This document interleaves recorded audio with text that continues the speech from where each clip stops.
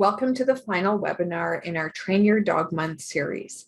In this session, we're going to talk about going beyond obedience. When people think of dog training, they often think just about training skills, and there's so much more to it. We want to help our dogs live full and enriched lives. So I'm going to talk about all the different ways we can do that and our responsibility we have to our dogs to ensure that they can be successful in our busy human world. A quick intro if you haven't watched the other webinars in this series. I'm the founder and president of Dogma Training. We really wanted to get involved in Train Your Dog Month, which is an APDT initiative, which focuses on helping you understand that dog training can be easy and fun. This aligns really well with Dogma and is a big reason why I've started it. We've got 2 locations. We've got an academy to help people become dog trainers. And all of our focus is the belief that the more education we have around our dogs, the better lives we're going to be able to provide them. And so we want anything that helps encourage people to get out and train their dog and understand that training can be fun and it shouldn't be something that causes a lot of stress or added time to your day-to-day life. We've covered everything from capturing behavior, why offered attention is critical and the foundation of everything you're going to do with your dogs. The last 2 sessions have been primarily on understanding that you can build training into everyday life. And it's not all just about the traits.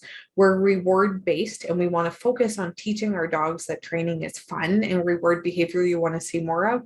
But the last session, we covered everything to do with using life rewards. So that means anything and everything your dog perceives as positive. Some really basic core concepts that can help you elevate and accelerate your training.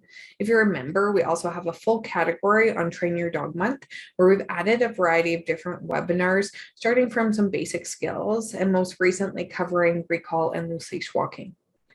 We really do believe that training is critical to the relationship that you're going to have with your dog. It's everything that I built Dogma to be. I work heavily within the industry. I do a lot of board work with the focus that the more information we can get out there about dog training and the more standards we can set, the better the lives are going to be for our dogs. That's ultimately what we want. When their lives are fulfilled and rich, it makes our lives that much better too, because they become such wonderful canine companions. So you've heard me speak about this before in the other webinars, and I talk a lot about how learning is always happening. This means that your dog is always perceiving and making associations with anything that's presented in day-to-day life. When they're out with you, if it's the first time they're exposed to something, they're learning what that thing means to them in their life. And so they're always picking up things. The more that we get our dogs out and the more experiences they have, the better. And so we want to remember that, because training isn't just about that hour class you do once a week. It's that you're learning how to teach the skills and how to do them properly. But then training goes far beyond that in understanding that you're helping and you're using these skills to help your dog understand how to navigate day-to-day life. The more that we understand that that learning is always happening, the more that we're going to pay attention to things from our dog's perspective, focus on those behaviors we want to see more of, and really start to engage and be more present with our dogs when we're with them. So what is dog training? You'll often hear this referred to as it's just the act of teaching a dog particular skills or behaviors. Again, the definition in anything that you tend to hear about dog training is about us teaching our dogs what to do, about them listening to commands or cues. It goes in so much further than that. We've even seen people shift from using the word command to cue to just help us understand and get that perspective that it's not about our dogs just always listening to us, that relationship goes so much deeper than that.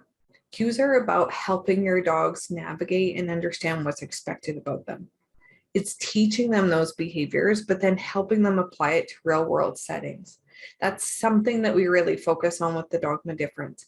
It's not just about teaching sit, but we're teaching our dogs that sit helps them in certain situations. It helps with the manners. So they might learn that sitting is what gains attention from people versus jumping on them. We're helping teach these skills so that we can take our dog out into the world and enjoy more time with them. It really does create that attentiveness too. So when we're working with our dogs and we're training them, we're teaching them that we're relevant, essentially. We've kind of got this idea that our dogs are just born to please us. And so it can be really disappointing for people that when dogs are young or in that adolescent stage and we don't matter as much to them and our dogs are gaining independence and they're exploring and they're challenging things more, this can be very difficult. We feel like we've done something wrong because we've been led to believe that dogs are just there to please us. The more that we understand that we've got to teach them this stuff and we work with them and we make it rewarding, we're going to have dogs that are quite attentive on us as a result. It really does help you enjoy your dog more. If you think about it, if you go out and your dog is pulling at the end of the leash and they're barking at stuff and they're jumping on things and they have no attention, they're easily distracted, if they're misbehaving, if they're mouthing, chewing at the leash, all of these things, you're not going to enjoy your time with them. And so it's important. Training allows us to teach them again what's expected of them. So when we go out, we feel more confident with them and feel safe with them. And it just allows us to really enjoy that time together more. It's the same for your dog. When they know what's expected and we teach them what to do and it's rewarding, they can enjoy their day-to-day activities with you much more as well. You're less frustrated. You're communicating more clearly to them, and it just makes everything easier for everyone. Ultimately, when we look at dog training, we want a dog that listens to us and doesn't misbehave. We've got some work to do in that, though. We've got quite a bit of responsibility. The human world is busy and crazy and different for our dogs. A lot of what seems really normal to us is not to our dogs. It's like they're being thrown on an entirely different planet with people that don't speak their language, and they've just got to figure stuff out.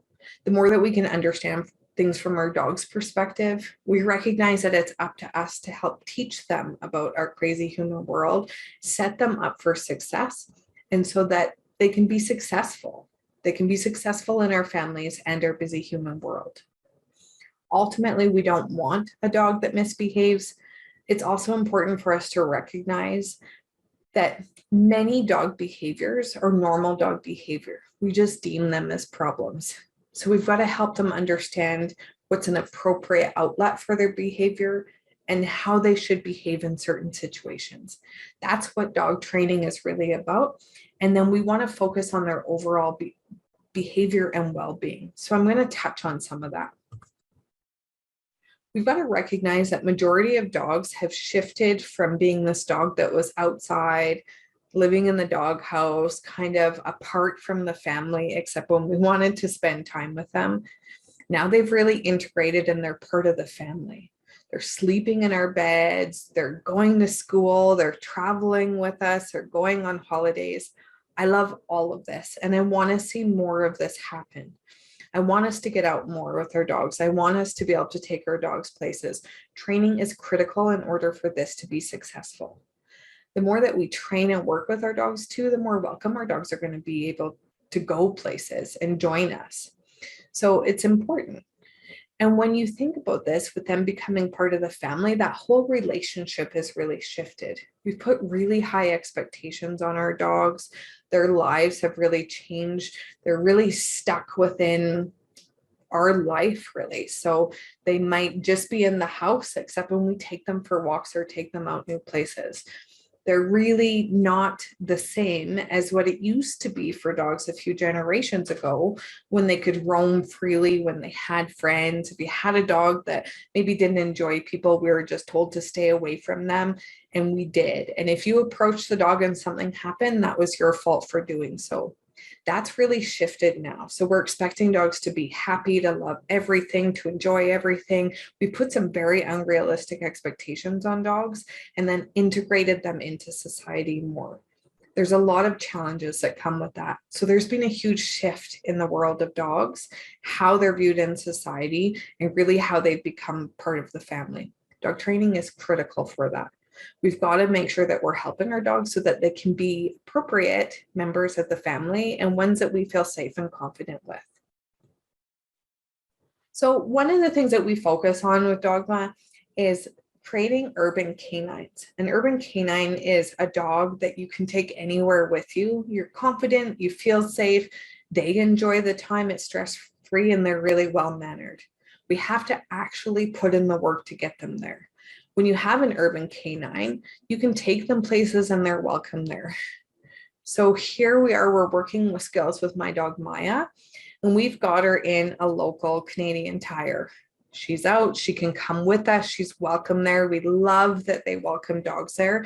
It's important for places that allow dogs to come that we've got dogs that are going and behaving, because if they're causing problems, we're going to see that privilege be removed.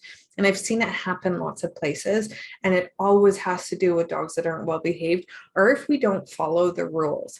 And so it's expected when you go to these places that your dog is well behaved, but also that they're on leash and they're friendly. So if you're taking dogs in that are demonstrating other behaviors and we see too much of that, we're going to see that they're not welcome anymore. We love taking Maya places. We can go, we've done a lot of work with it. And it's important that you start when it's quiet. And a lot of it is taking those skills that you've learned and applying it in these new environments and exposing your dogs to them so that they can feel comfortable and it's stress-free for them. The other thing when you work on training and you start taking them places is you really minimize stress when they're exposed to some different things. So this is us on a ferry. There's different noises. It was very loud, different sensations. And you can see Maya's tail is wagging. She's out enjoying herself. Lots of activity going on. She loved exploring and she was okay and prepared for it because we'd done lots of work at socializing and getting her out.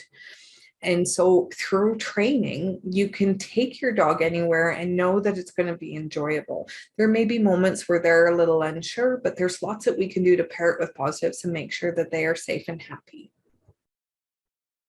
Ultimately, by going beyond training and really investing in your dog's well-being, you just get to enjoy more time together. We love traveling with Maya. So we do a lot of holidays where she can join us.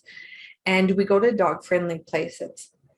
With the training and work we do, it allows Maya to engage in more freedom and enjoy more activities, and she can just do more with us. And we love it. She's been able to explore many, many places with us, and we often get commented on about just how well behaved she is.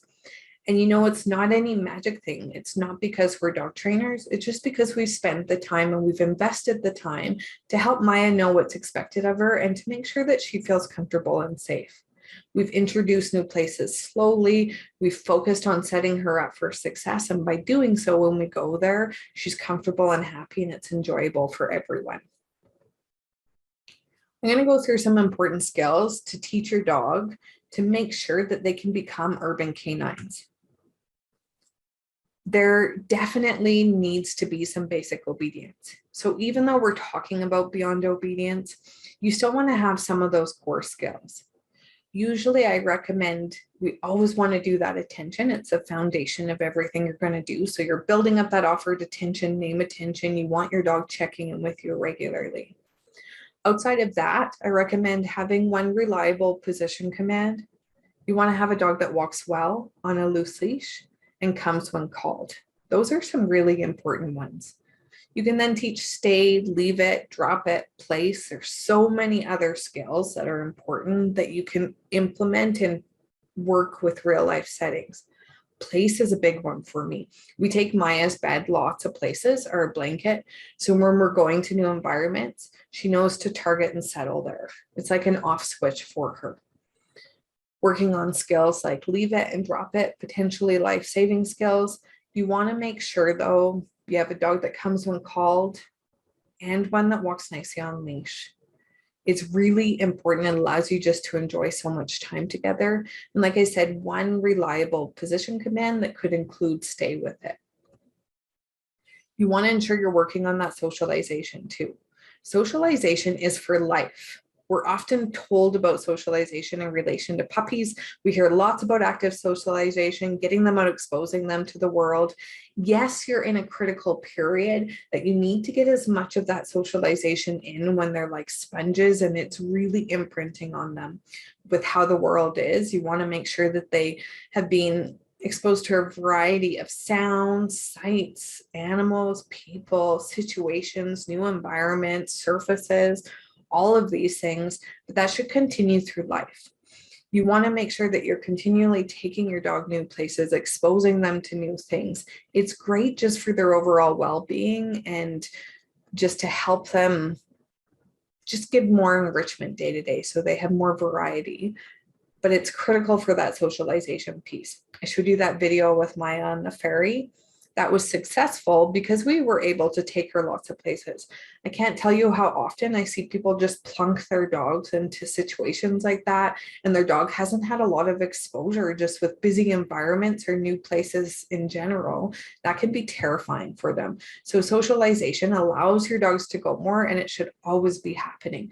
On an enrichment side, I try and take Maya out new places at least once a week where we're getting her to a new environment and she can be exposed to different things. You want to work on those manners. So thinking about things, a dog that doesn't jump at people, doesn't bark at people, will settle nicely, isn't overexcitable. So training really helps that. Working on impulse control, self-control skills, and really helping your dog understand what skills to apply in new situations and what's expected of them. Not letting your dog snatch things off tables, all of these things that might be kind of rude behavior, you can start teaching them what to do instead and make that much more rewarding.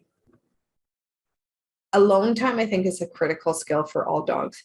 This could be something like your dog just knowing to stay home alone, whether they're crate trained, understanding to be quiet or to settle behind a gate, just relatively be independent too. So I'd love that relationship and that bond that I have with Maya, but I also want to make sure that Maya feels safe and comfortable without me. This is really important on a few levels. What if something happens to me? I want to make sure that Maya's okay when I'm not around. I want to make sure that we can go out. So although we love taking Maya with us everywhere, there's going to be times and places that she can't join us. So I want to make sure that she's comfortable being alone. With any new dog I was bringing into a household, alone training is something I would spend a lot of time on to make sure that the dog realizes it's okay.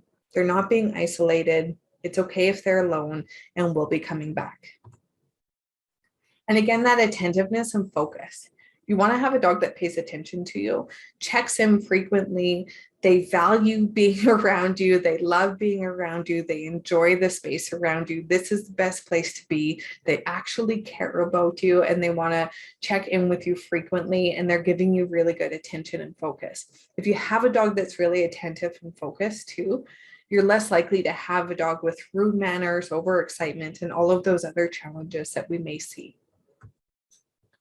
I want to talk a bit about our responsibility to our dogs then. So we've talked about going beyond responsibility or beyond training and just obedience skills. It's also really important that we understand that our job isn't just to teach them to sit and lie down. This goes beyond that kind of food, shelter, water. So that's the law. We also know that we have to take care of our dog's health. So we work with vets. We make sure that our dogs are healthy. We're giving them a good diet. But I'm going to talk about things that go beyond that. You need to invest in training. Even if you have had dogs before and you know a fair bit about dogs, get your dog out to training. It's so great for their socialization. They can meet other dogs, they can meet other people. It minimizes so much stress in their life, and it brings them a lot of happiness, and it speeds up the training. If you're not able to do group classes, work with a trainer, attend classes virtually. Just make sure that you're really going through the process of teaching your dog those skills and giving them the socialization they need. You want to make sure that you're providing adequate exercise. There's the physical exercise for going for walks and whatnot, but there's also the mental exercise part of it. This includes things like brain games, interactive toys, teaching new skills, problem solving. You want to make sure that you're giving them the opportunity to really get that mental exercise as well. With physical exercise, it's things like going for walks. Maybe it's sniff walks and decompression walks. Maybe it's going to the off-leash park. Perhaps it's going to day school, or it's going for a play date with one of their canine friends. Lots of different ways you can provide them physical exercise. It could be even something like playing a game of fetch or hide and go seek in the house. I think it's important that all of us who live with dogs truly understand canine communication. It's shocking to me how many people uh, feel like they know a lot about dogs, but can't recognize really simple signs of stress. We understand some of the core ones, like a dog's ears going back or tail being tucked. But if we're looking just at that, sometimes there's much more going on with the dog, and it doesn't necessarily mean that they're unhappy. There's the idea that a wagging tail is a happy dog. Did you know that a wagging tail could also mean a dog that is quite upset or under stress? So it's important that we understand that canine communication so we can recognize when our dogs are feeling uncomfortable and stressed. Typically, most people don't recognize that till our dog is in a place of defensiveness or aggression or reactivity. We're not seeing the signs that are demonstrating that our dogs are uncomfortable. We don't even really know how to identify when our dogs are happy. I've seen people say that their dogs are really happy and feeling good, and the dog is indicating something very different. Our lives would be so much better and more enjoyable for all of us if we spent that time learning more about our dog's communication. If you're a member of Dogma, we have a bonus webinar on dog talk, which goes through all of this that's included in your membership. If you're not, we have this as a webinar that you can watch at your convenience. Once you purchase it, you have access to it for life as well. I think this is critical knowledge, and I wish that every dog owner would take just that short amount of time and invest in understanding their dog better so you can communicate better and just make their lives that much more enjoyable. Ultimately, by doing the training, the socialization, and investing in that part of our dogs' lives, we're really minimizing stress for them. We're helping them to feel safe too. The human world is busy, like I said. It's full of scary things that don't make any sense to our dogs. So the more that we invest in socializing them and exposing them to this stuff and making sure that they feel safe and it's paired with a positive, the more enjoyable their life's going to be. We reduce stress and we just help them develop more confidence by feeling more safe. Again, it's important for us to recognize that many of those problems that our dogs display are normal. If your dog is chewing things, having accidents in the house, they may be struggling with lack of focus. All of these things that we think are problem behaviors are very normal behaviors for our dogs. Mouthing at you, our number one complaint we get from puppies, which is the most normal behavior. They don't have hands, they have mouths. So the more that we understand that this is normal, the less we view it as our dogs being bad, and instead understand that we've got to help guide them and teach them this stuff. And that's ultimately what we really need to understand. When our dogs are demonstrating what we label as disobedience, if they're not focused on us, if they're excitable, if they're reactive, if there's all these things that we may deem as problem behavior, ultimately it's that our dogs are struggling. They're not trying to be disobedient, dominant, stubborn, all of these labels we give them. Your job is to recognize that your dog needs help. And as their owner, it's your responsibility to teach them what's expected of them, help them feel safe in that situation, just provide that guidance so that they can be successful and feel safe and happy in our busy human world. There's lots of different activities you can do with your dogs as well. Enrichment. So I spoke a bit about that. That's like that mental stimulation and mental exercise. There's different types of enrichment too. So there's food enrichment, there's environmental enrichment, getting out new places, letting them explore through their nose, doing puzzles with them, problem solving, so many different activities that is just providing a level of enrichment to their day-to-day life and ensuring that you're giving them opportunities for a variety of outlets. Tricks are always fun, and there are so many tricks that you can do. Really simple to find some basics online. It's fun for us. We enjoy it. There's no difference between teaching a trick and an obedience skill. It's just we've decided that some of these are fun. We become much better trainers with tricks too because we don't take it so seriously. Take them new places.